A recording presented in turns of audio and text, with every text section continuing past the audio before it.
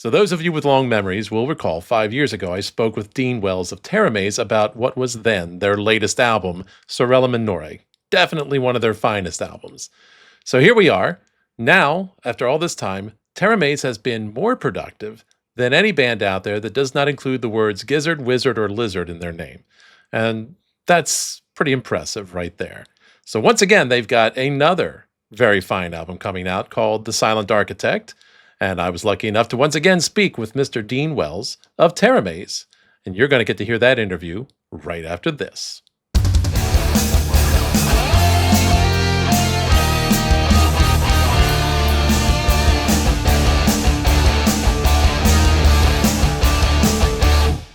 Well, welcome to the show, sir, or welcome back, I should say. You may not recall, I don't know. About 5 years ago, we talked ahead of Sorella Minore. So. Yeah, no, I do. I was trying to remember what album it was.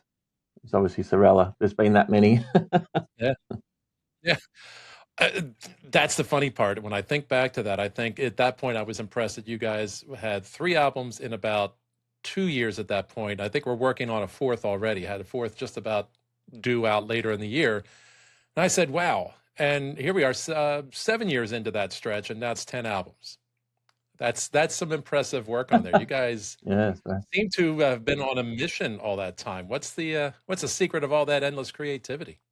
I don't know. I actually I get asked this a lot because for some reason it seems to rub people up the wrong way that we release so much music. It's really weird, man. Like I haven't really thought about why. It's just for me personally, I've always written lots of music. Yeah. I don't have hobbies. I don't watch TV. I just try to look after myself, and I do music.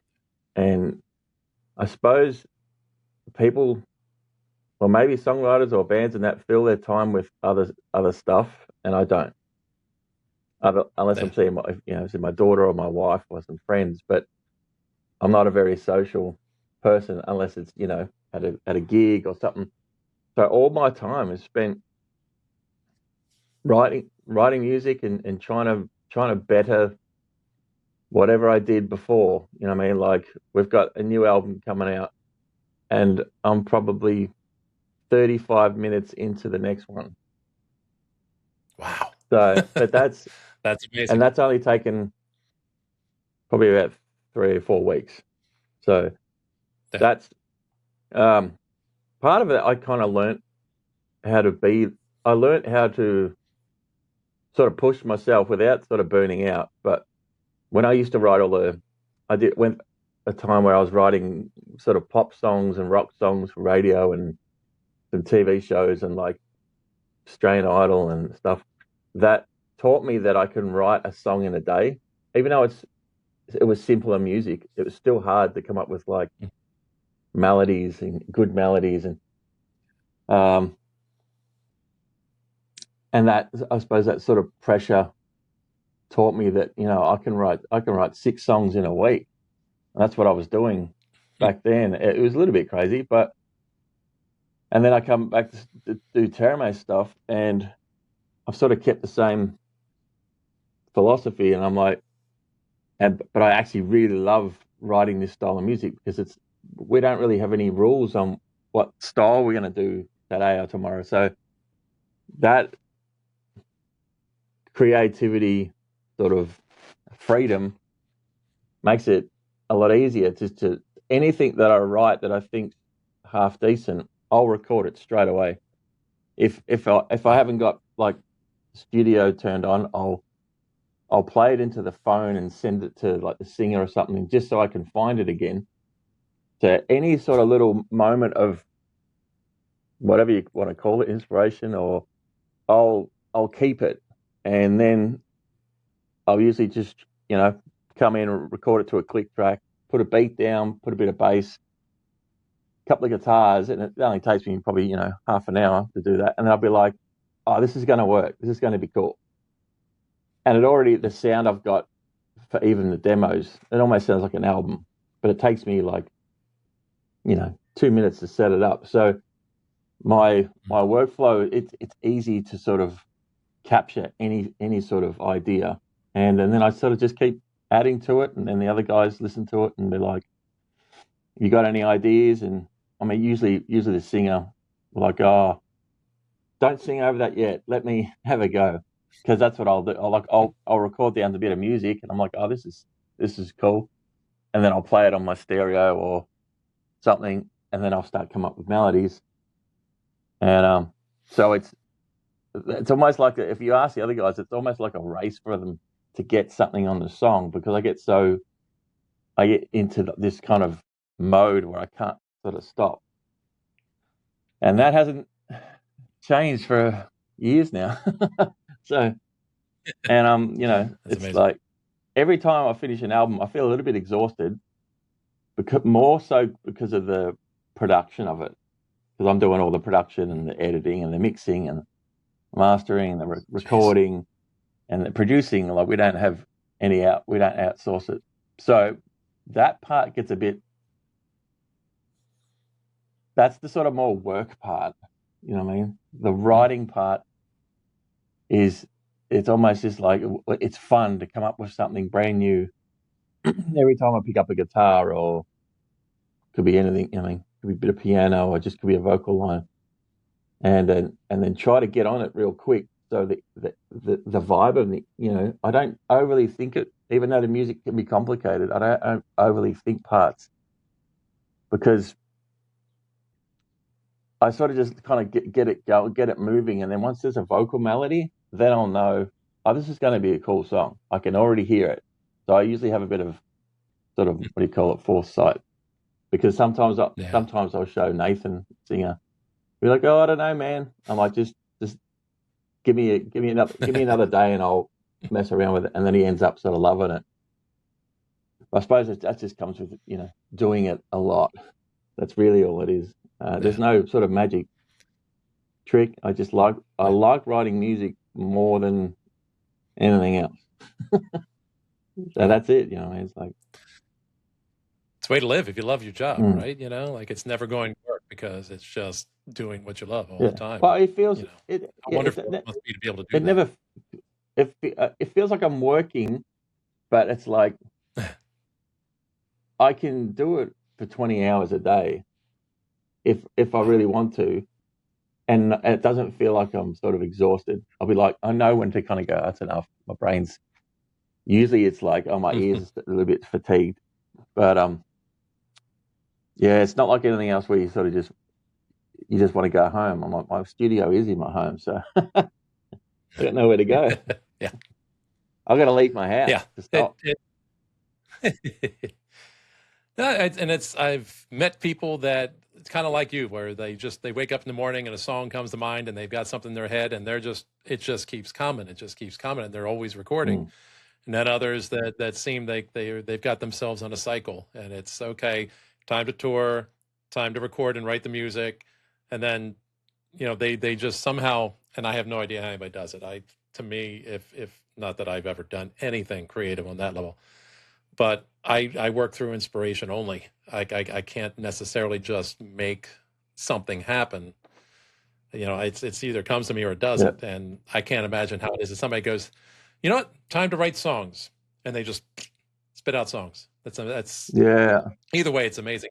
Yeah, I don't know. I think I do both, but I'm not quite sure. Like,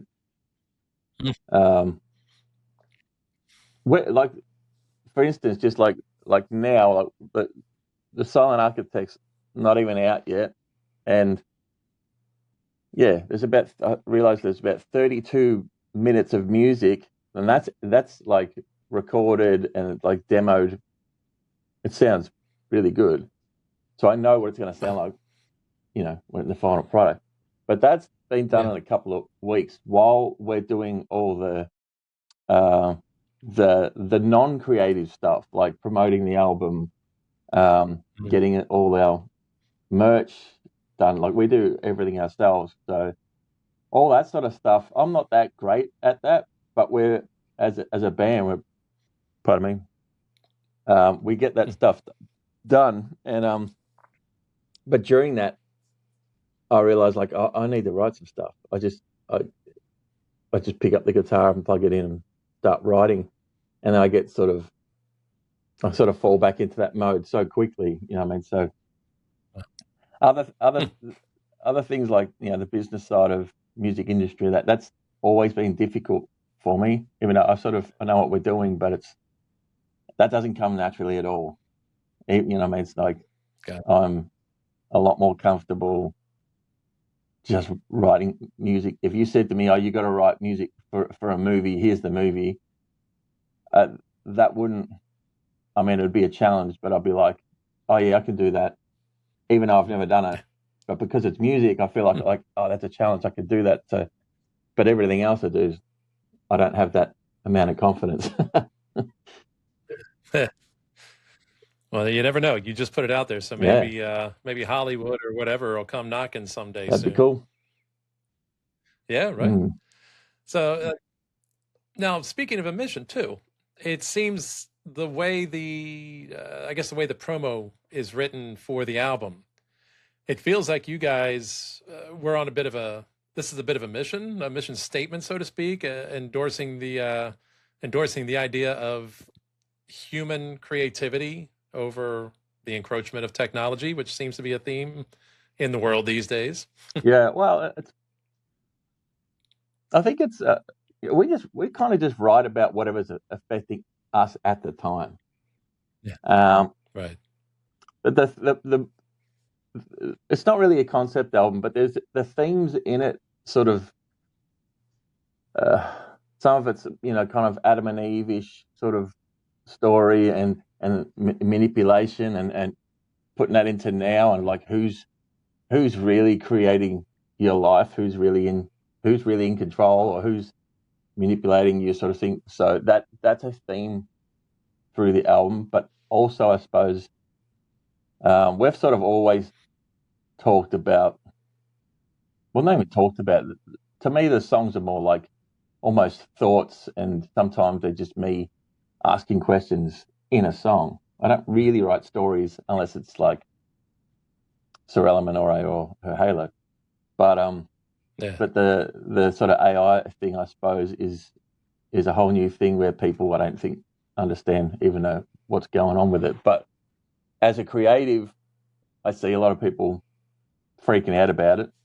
At the same time, it's probably almost given people who aren't creative the tools that I've spent 30 years learning how to do, and they could just type it into a thing and make a song. I'm like, that bothered me a little bit at the start, but then I realized, well, how does AI know what I'm going to write? It doesn't.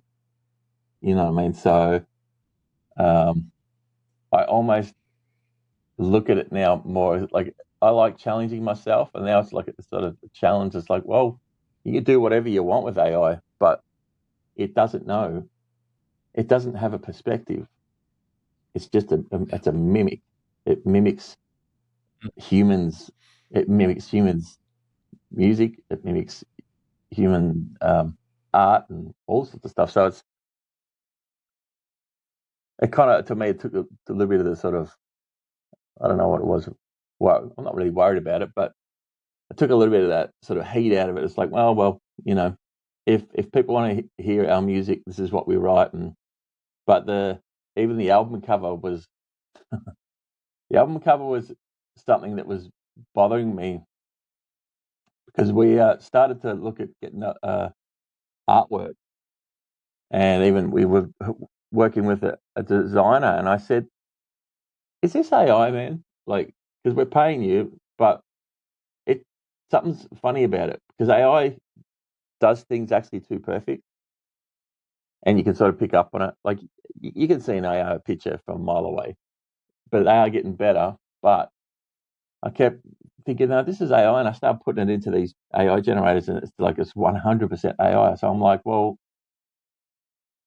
I want to pay an artist to do something.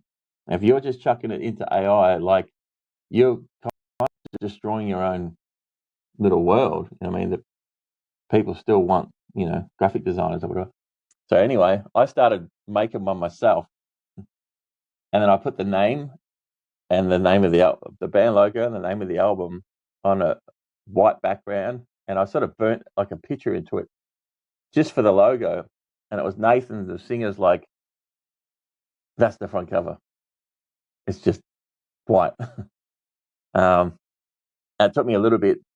I'm kind of funny about it because it literally took me 2 minutes to make, but it kind of suited, I suppose, I don't know, it sort of suited the music because we kind of just really wanted it to be more about the songs and the band and the band members, and no sort of fluff in front. No, even the film clips, they were just filmed well. There's no effects. There's no flashy anything. There's no extra stock footage or anything like that. It's just us playing, and so I kind of just fell into this. Well, it's almost like a reset. Like, here's the band, here's the name, whatever. Yeah, so I don't know. That's just kind of what happened. I suppose the lyrics just at wherever we're at the time as to what the songs end up being about, I suppose. So it all sort of blends with each other, I think. Oh, I've lost your sound. No, that was me. Okay. I had to clear my throat at one point in time and forgot to unmute myself. Sorry. That's something for editing room floor. Yeah. Anyway, but that's you guys, being you. It's keeping it simple, keeping it straightforward, and just being you, right? Yeah, well, I suppose it's the sort of almost like the human connection too. It's just like we kind of wanted less in between us and us and the music, and then the listener. Yeah. And I suppose I've even noticed, just even with some other bigger bands, it's like they're all sort of doing it a little bit as well. Like Ultra Bridge, and their front cover's just plain, and what was the other one I saw? Shine Down. It's just it's just the flower or something. There's not much going on art wise. Right. It's almost like a collective. Sometimes I see that where like you could be just doing something, and then another band's doing the same thing. Oh, even the name of the album, The Silent Architect. I see the Evergrey's album's called Architects of a New Weave or something. And I'm like, that happens a lot. It's like, yeah, like it's just all. Yeah, I don't understand. Somehow the zeitgeist is replicating the word over and over. Right? Yeah, well, they say that the music, comes from sort of somewhere else, like whatever, the ether or God or something. And so it's like, I suppose the people who are open to it receive a similar thing. I don't know. I can't explain it, but I've seen it so much in my life, especially like in Teramaze, and it's like, it's weird when you go to do an album and then another band you've never even met or blah blah blah has had something sort of similar. Yeah, that's it. Yeah, it's a strange sort of thing. I'm kind of cool, but I don't understand it. But anyway, yeah. So I also, it's like it's all part of the consciousness. Yeah, yeah. It's like we're all sort of, I suppose we're all experience life at the same time, I suppose. So, going to affect everyone. Yeah, very cool. It's the one thing I've always enjoyed about you guys is you've done always a great job, I think, of balancing melodicism with this progressive metal sheen and without one overpowering the other. But I'm trying to decide if this album this time around has a slight grittier edge to it, a heavier edge to it. Not all through the album, because it does, as always, you guys balance things out and there's a lot of variety. But the songs that are heavy feel like there's a little less polish to them, a little bit of more of an edge, and I'm enjoying that because it's that grit is nice to put in there. Yeah, well, I think that was more of a conscious decision through the production, because we're going back to one guitar. So I mean, I write all the music anyway, but knowing that there's only one guitar, I was a little bit more focused on the riffs and keeping things quite natural sounding, but sort of bringing back a little bit of the earlier stuff with like sort of anhedonia and esoteric symbolism, where the riff was quite dominant, but not overly complicated so that you can't sing over it, sort of thing. But I had an interview with someone the other night, and they said, and they've followed the band for years, and they said it's almost this album. I like this terminology. This album sounds like a best of with brand new songs. And I was like, Interesting. and I was like, that's an interesting sort of perspective, because I kind of feel like that too. It's like I feel like if you've never heard a Teramaze song and you put this album on, you kind of go, okay, that's what the band sounds like, but it varies. It could be a little bit heavier, a little bit more metal, a little bit more sort of poppy, and then more progressive and a bit more adventurous. So that wasn't conscious. That was just, these are the songs that stuck out, and I had some other ones that I'm like, it doesn't suit as much. So that was just, what I mean, like when you put a sort of album together, you don't want all the same. Well, I don't want all the same type of songs. Sometimes we sort of do that. I feel like the Harmony Machine last album was a little bit more to the point, a bit more sort of rocky, with a little sort of commercial edge. But this one, it definitely covers everything that we do. But now, like listening to it, I want to do something else. I just don't like doing the same album twice. I just can't do it. I don't even know how to. Yeah. I'm, as quickly as you make new ones, I'm surprised you have time to enjoy the old ones before you've moved on. Well, that's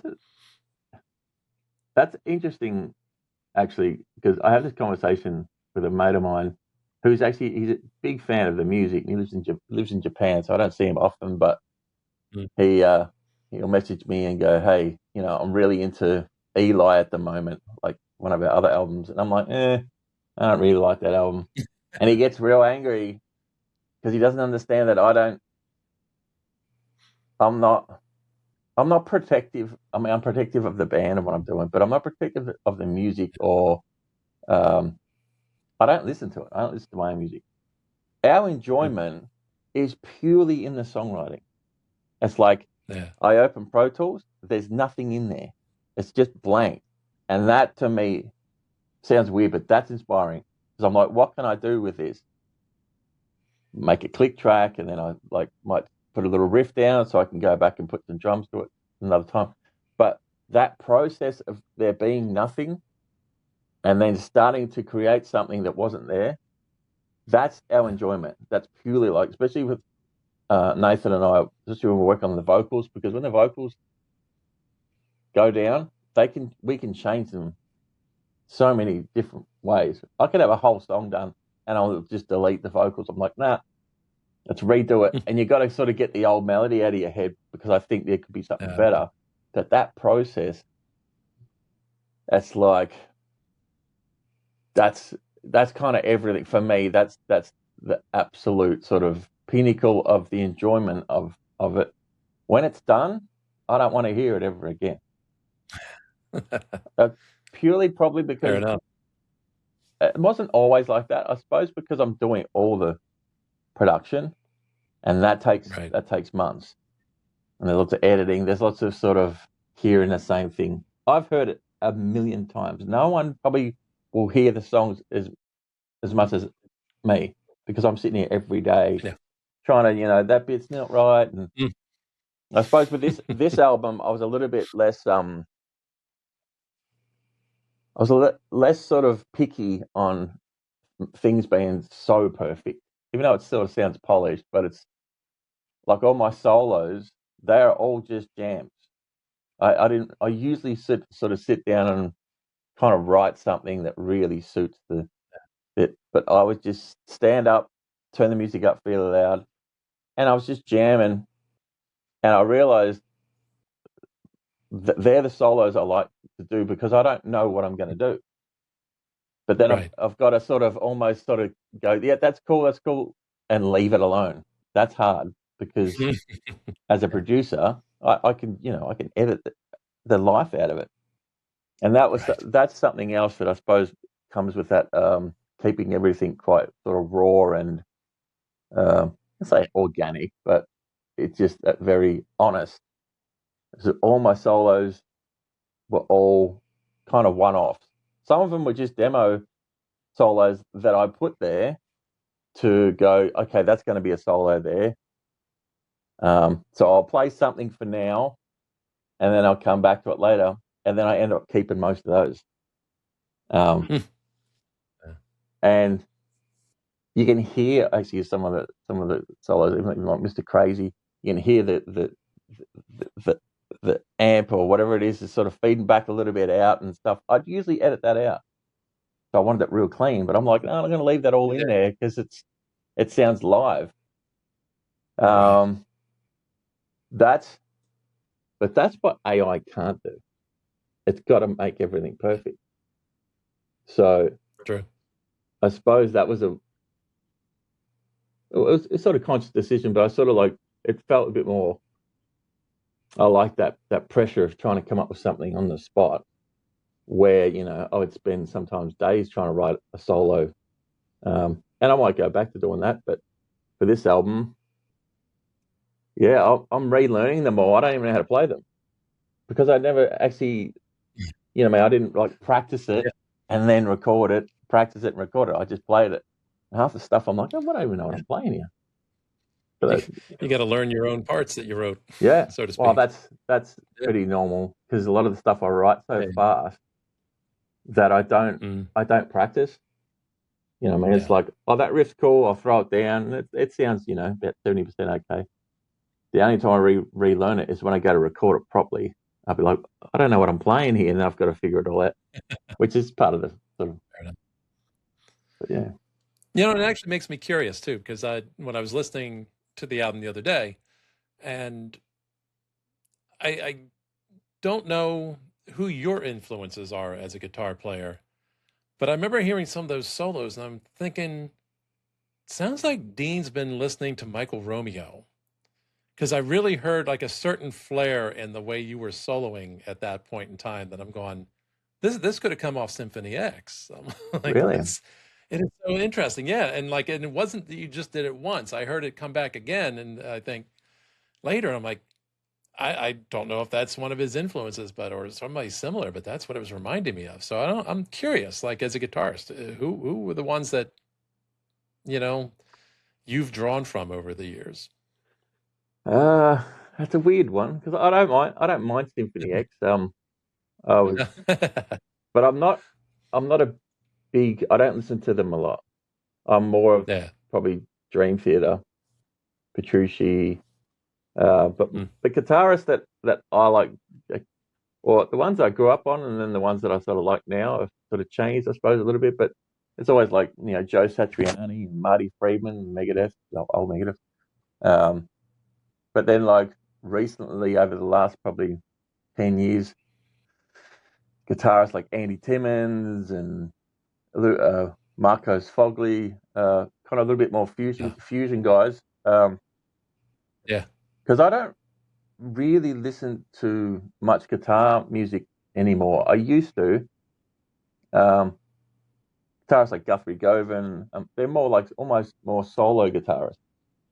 Yeah. Um, oh man, there's heaps of them. Greg Howe and um, but I was huge into like Dimebag, Pantera, Jeff Waters, Yeah. Yeah. Annihilator, Alex Skolnick, Testament, all that sort of guys. But yeah, I don't know. I like Romeo; he's amazing. But I don't listen to Symphony X much at all. Um, Right. I don't know. I don't know what it is. Like I don't really listen to much guitar stuff these days at all. So I suppose that's just spontaneously what I've been. Maybe it is because I was just jamming a lot of it, like a different. It's not as Yeah. thought out, but it sort of, maybe it sounds like it is, but it's not to what I usually do. It's a little bit more methodical. But yeah, no, Romeo's an amazing guitarist. But yeah, Yeah. I don't know. I'm not quite sure. I'm more into like vocals and melodies and Yeah. Well, it shows in the way the music's constructed too, that it seems like it's melody forward rather than instrument forward, so to speak. I don't even know if what I said just made sense. I yeah. literally said it for the Well, first time in my life just now, no, that's true. That's the thing with like anything sort of metal and aggressive is sometimes I think if the vocals can get lost amongst the riffs and all that stuff. I love vocals as much as I love guitar. It's probably almost more. yeah. And the challenge of writing a really cool vocal melody over a sort of complicated riff, that's to me like what I think we do well, and that's what we like to sort of challenge ourselves on. It's like, here's a riff, let's try to sing over it instead of just playing a couple of chords, which we do sometimes. Yeah. But like the Invisible Countdown is probably the best example of everything that we do in the one song. It's the main riff is kind of, it almost sounds like it's from Anadonia. It's like it's a bit earlier sort of.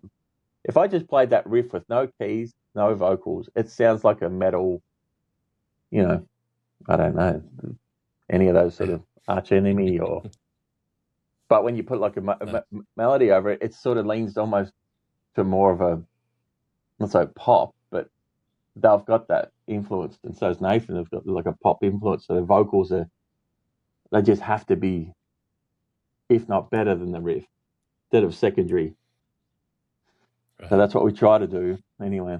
Sometimes it's difficult. That's that balance you guys achieve as well as anybody out there, really, as far as the pop level melodicism and the heavy rock, the metal part of things. I just want to take a moment and highlight you name checking Marcos Fogley, who's a guy who does not get enough attention, I think, in the U.S. Yeah, and like I came across him with James LaBrie, and I will still say probably recorded one of the greatest guitar solos in the history of guitar solos. And I can't think of the name of the song right now. Drained, I think it is. No, yeah, I don't know. Doesn't matter, but it's an absolutely banger of a guitar solo.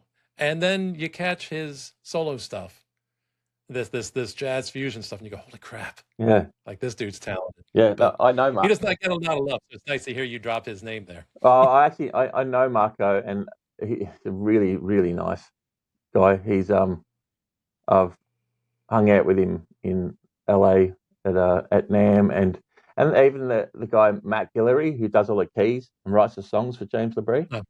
Matt actually did a key solo on the song "Enemy in the Garden" on this album.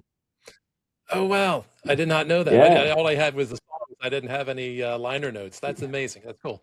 So I've known those guys for years now. Actually, I've kept in contact more so with Matt, but yeah, Marco's, he's one of the best. He's it's just a really, really, really nice dude. Yeah, well, he's actually always been, like, ever since I heard him, I'm like, his sound was kind of almost kind of what I want to sound like. You know, he's just got such a great, I don't know what it is, just note choice. Yeah. But yeah. Nice. So I'm curious, like, you've been in the business for quite a while now. I lost track of how many years, but 20 plus years, right? At this point, I think, since the first album, at least. Yeah. Oh, yeah. Well, yeah. Yeah. What are, over the years, what have you learned are the hidden traps that you can fall into while you're making albums, making music? Listening to other people. If they're not in the band, and they're not in the sort of trenches with you, like living it day to day, doing all the little things that make things, no one else's real opinion should matter unless the guys that are there with you, sort of thing. Because if other people knew what to do, unless it was someone who you looked up to, which I've met a lot of my, you know, kind of heroes, I suppose, and they all sort of say the same thing. It's just like, just stick to something that you love, and don't put a expiry date on it. Oh, this doesn't happen. Well, then I'm not going to do it. This is going to happen. I'm like, well, I couldn't think of anything else I want to do with my life. You know what I mean? I don't really like many other things. So it's like, no one knows no one knows anything about your life other than, if you release some music or whatever. But listening to fans, they actually have no idea. Otherwise, they'd be doing it. And they're only a Yes. fan of you because you listened to yourself and went, I want to write this music. So it seems to, and I've seen people like, oh, we're nothing without the fans and all that sort of stuff. And I'm like, well, yes and no. If you didn't do the thing that you wanted to do, there wouldn't be fans. No one's just going to follow you because you've watched TV, like you've made something people are interested in, but that doesn't mean that they know what's best for you. You know what's best for you because you made that thing. It doesn't matter who it is. I still think Metallica are the best example of a heavy band that basically hit the peak of what they could do, and then they're like, all right, I want to change it now. But they got millions of fans. Like, oh, we're gonna change this now, and if we stuff it up, then that's fine because they're just being honest. And yet they're the most successful, but they've done things that some fans don't like, and they haven't written a good album since Justice for All. I'm like, yeah, but dude, they've sold 130 million albums, and they're not a pop band, so they've done something that no one else. It's almost like everyone else was a bit scared to do it. They've tried other things because as with songwriting, you just write with where you're at, and sometimes the style of music, even for me, I'm like, I want to write something a bit different. And I'm like, can I still put it on the Teramaze banner? Yes, because this is my band. I'll do what I want. You've got to be a little bit like that, because the worst thing I see is artists that get stuck in it's the same album over and over, and then they ask their fans, what do you want to hear? Like they're ordering a pizza. I'm like, no, man, you've lost the plot. Do whatever it is you want to do, because that will be the best that you can do. If you're just going to mimic something you've done 20 years ago, you're done. Leave. Go and do something else. Because that's not inspiring at all.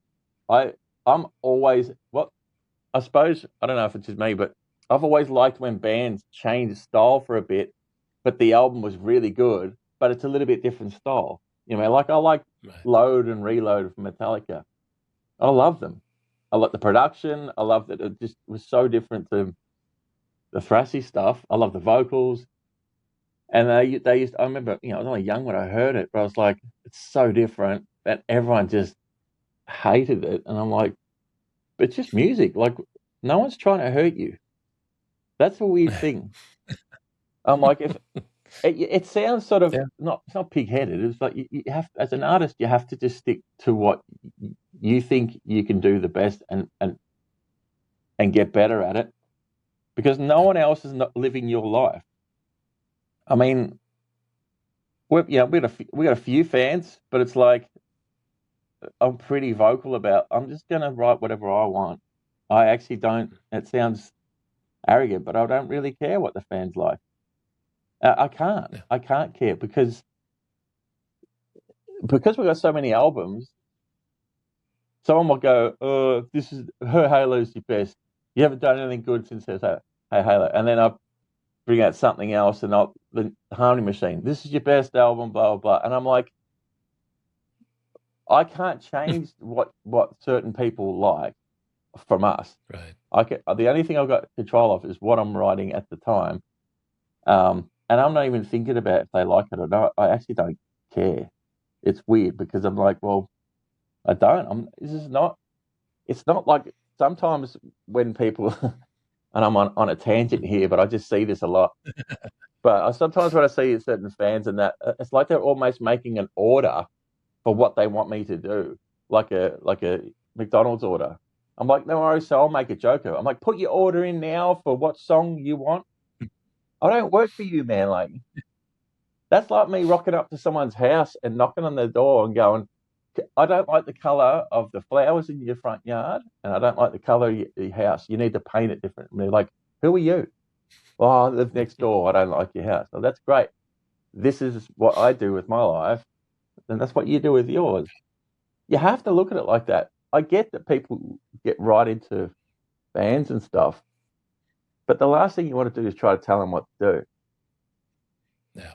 Because I think Well, it's funny. that taints it as well, because they start thinking, oh, they're not going to like this and not going to like that, and no one's going to buy this. It's like, that's not what art's supposed to be. It's supposed to be like something brand new every day sort of thing. I mean, I think. Yeah.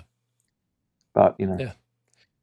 It's funny. Fans, I think, at times like to try to, I don't know, they like to think they take ownership of the artist. Yeah. And the artist was someone who inspired you before you knew about them. They did their thing first, and then you discovered them. Yeah. They were already doing something you loved before you had input into it. That's it. It's kind of funny to think that now they should take input from you Yeah, to make more of what you like, when they were already doing that just fine without you involved to begin with. Right. That's what it is. And metal fans are the worst at it.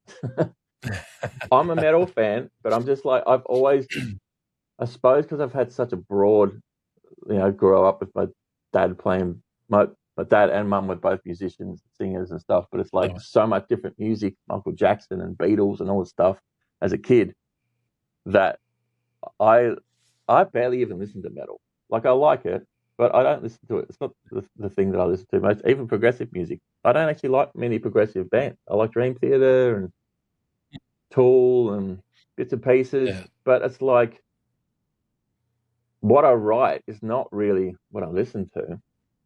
I don't know where I was going with that, but it's like, it's, people have no idea what it's like to even try to keep a band together these days. Like, my band's great, and the guys that have been in the band for a while now, they're just awesome. But I, talk to a lot of other people and other musicians and that, and it's insane. And then you got people like, oh, do this, don't like that. And I'm like, you got to look at a band as in, you could follow them and like their music, but you don't get a say because it's not yours. You own an album. Right. Oh, wow, you spent $25. I've spent my whole life on just trying to get the skills to write a song. Like, I'm not going to listen to you. But it's a weird, it's almost like sport fans too, but, it's like, it's like, they're not going to listen to the fans. You guys have got no idea. You might think but then when it's something creative that's, the writer himself doesn't even know what they're going to write, starts getting all this influence or listening to people online, that's the worst thing you can do. It's the absolute worst. I'm just that tunnel vision that I like if someone likes our song. I'm like, oh, cool, man. But then they'll be like, oh, I don't really like that song. I'll be like, oh, I don't care either. That doesn't bother me. I wrote them and I like them, but now I want to write more. I don't hold on to them. I've written so many songs that I'm like, I don't. That's why the process is what I enjoy. So if the process, so for me, if that process is being sort of tainted by listening to everyone else, I'll just stop doing it, because that's the bit that I like. That's the bit that keeps us going. It's like, here's a new song, guys, and everyone's like, oh, okay, this is rad, like brand new. Everything else sort of melts away. Like, you can't have that process tainted. And listening to fans, they don't know, otherwise they'd be doing it themselves. You know what I mean? It's just, it actually is that simple. It's like, you don't know. You're a listener. You're not go and make your own band, and then listen, and then see how it feels when people start telling you what to do. You'll be just like, nah, I don't care. Exactly. That's you don't have to like. Might as well tell you not to be you, right? That's what it You is. know, don't tell me not to be me. This is me. Yeah, it's like, If you don't like this version of me this time around, don't listen. That's fine. you can't do ballads or whatever. I mean, like, but I like them, so I'm going to do them. So it's weird, isn't it? Like, Yeah. it's a weird relationship, the listener and the artist, because yeah, I just don't think any good album was written with fans in mind. Yeah. No, you're almost certainly right there. Mm. And to be honest, the ones that I think really like an artist that really enjoy you and what Teramaze does, enjoy the integrity of it. That it's not you trying to make what you think they want to hear. It's not you trying to manipulate them into buying more because you're just going to churn out what's already been done. Yeah. It's you, minute to minute, just being you. And I don't know. If somebody can't appreciate that, then I'm not sure what they're doing there. Well, it's almost like they're they're the fans. If you have to have fans or whatever, it's like the fans that we would want are the ones that are kind of basically waiting to see what we do next. Yeah. And I've noticed that the ones that actually buy our stuff, what's interesting is the ones that spend the most money on the band, say the least. They love that they don't know what we're going to do next. And I'm like, oh, you get it. You get it. And then someone could be listening to us on Spotify and never pay for anything, and they've got so much that they want us to do. I'm like, mate, who are you? Oh, cool. You like my music. That doesn't mean I have to change. I'm not a people pleaser, but I'm literally the opposite. It's like I got to. It's my life. I'm going to do whatever I want. If I want to put a grindcore song in a Teramaze album, I will do that. So, yeah, but that's sort of just years of writing music and realize the only way I can write well is not listen to anyone. You know what I mean? Unless I'm stuck on something and I'll be like, I'll go to someone who I respect as a songwriter or someone with a good ear, and I'm like, oh, what do you think of this?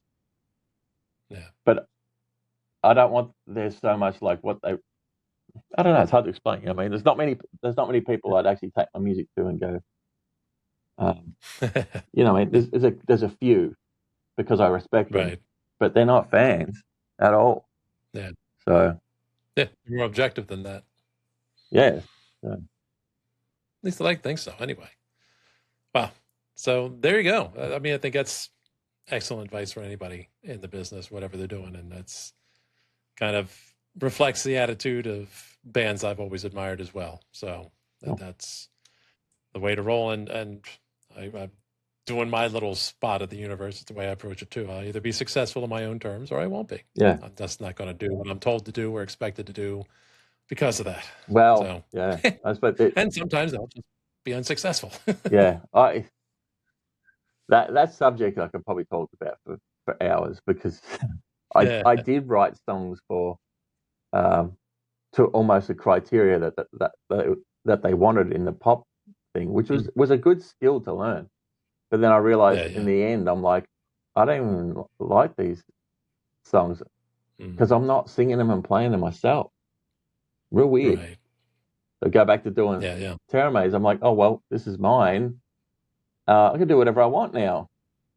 And that's why we write so much music, because it's like part of being an artist is going to be a bit rebellious too. You know, I mean, it's like we're just going to do what we want. Who cares? I don't care. I don't care what you guys are doing. Go and do something else. Oh, if you like the music, that's great. If you don't, whatever. Yeah. But I'm not listening to the world's got no idea what it's doing. No one knows what they're doing. So, you know, why would I listen to anyone else? It's just that's about right. So, all right. So the new album, The Silent Architect, that's out May 8th. So we've got about a month from today. That'll be coming out soon. And I know you guys are going to be hitting the U.S. for Prog Power in September. What other opportunities are people going to have to see you guys live in the near future? How much are you able to say at this point in time? The Prog Power is a one-off thing that sort of needs to be for this point in time. But we've had a lot of people wanting us to extend that and try to do other shows. It's just not that easy at the moment. But probably looking more at some sort of European tour of our own soon. Nice. Maybe with another band that's sort of similar size or whatever. Because Europe seems to be. Well, I've played Europe a couple of times, but it seems to be our fan base seems to be. I don't know. Like we get a lot of listeners in America, but America's so big. In Europe, all the little countries that right next to each other. You know what I mean? It's like Germany's like the biggest. Germany's our biggest listener, and going just off that, like Germany and Sweden and I can't remember the other ones, Poland and France. That's like we could get to those places and do our own shows and probably do quite well, as in probably break even. You know what I mean? America, right? Always try to sort of look to try to get on like a tour with someone like Symphony X or Dream Theater or someone. There's other bands too, like Coheed and Cambria or any of those bands. Even someone like Avenged Sevenfold. I think we could play with. We could play with anyone because we've got the progressive side, we've got the metal side, and it's like then we've got like a lighter side. So it's looking to try to, and that kind of makes it a little bit difficult for us too because our listener base is so varied. We thought it was more like progressive, but it's not. So we're like, what do you guys listen to? Because then that will kind of maybe try to go down that route of different bands, like in bands like Shinedown and even some genty bands like Tesseract, and because sort of kind of play with any of them, but it's trying to get in that part of the industry is really difficult, and I'm not interested in buying onto a tour, which a lot do. But getting on with some decent sized bands in America will probably be better for us, Yeah. But it's always that's like I said that side of it for me is difficult. You know what I mean? Like I've got people like talk to and stuff and management companies and stuff, but it's a weird one. I don't ever want the band to go into massive amounts of debt to play some shows unless it was really worth it, like really worth it. And then I'd probably just wear it myself. Like, okay, this is gonna be worth it. So we sort of take what makes sense for us. That makes sense. Yeah. Yeah, and not surprised. Europe always has the stuff that I wish was coming here to the U.S. It seems like they've a little broader.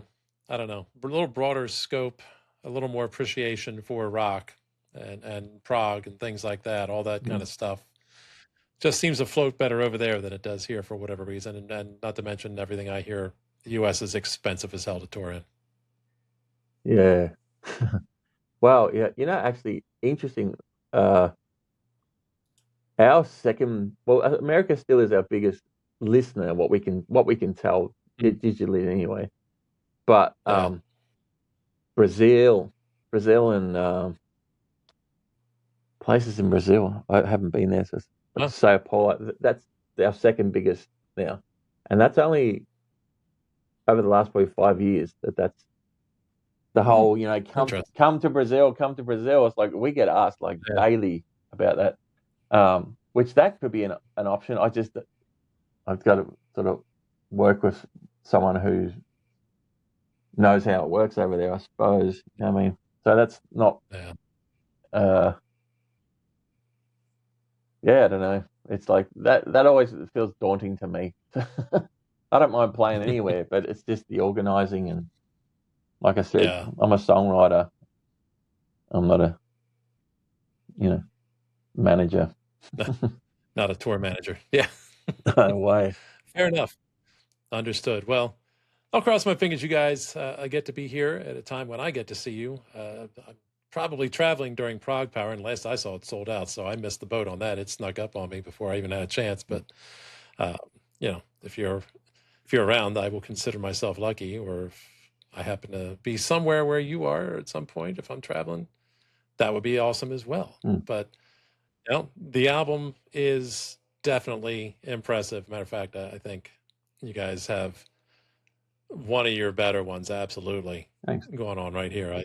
I can't help but always have a fondness for an album that opens with a 10-minute piece. That's always some coolness right there in my mind. But meanwhile, I wish you guys the best with it. I hope it is every bit as successful as you'd like it to be, and I hope whatever tour you guys have set up turns out to be awesome. Thanks, man. Thanks for having us. All right, big thanks once again to Dean Wells of Teramaze. Dean, my friend, let's not let it be 5 years again before we chat again. I really enjoyed it, of course, as I did the first time. It's great hearing about all the things that run through your mind. You are a deep thinker, my friend. Meanwhile, best wishes for the album, best wishes for the tour. I hope we're lucky enough to see you in the U.S. I'm certainly going to keep an eye on for that because I'm definitely going to miss Prog Power. Is what it is. It happens. Those of you who are interested in pre-ordering the album, I've got the link in the description. Let's go check that out. Support the band, especially if you're a big fan of them. Why wouldn't you? Of course. As you know, Dean likes to surprise folks, and I think you're going to enjoy the new album. And in the meantime, for those of you watching, thank you so much for joining me. I appreciate your time and your attention. Take a moment, subscribe to the channel if you haven't already done so, like 80% of you watching have not done yet. It'd be really cool to just hit that subscribe button. I'd really enjoy it. Maybe hit the bell too, so you always know when I'm putting stuff out. That would be fun, and at the very least, I hope you liked the interview enough to get this far. You're going to put a like on it. That would be fine. And in the meantime, all I can do is leave you with the usual hang loose, never fear to deviate from the norm, and as always, keep it prog.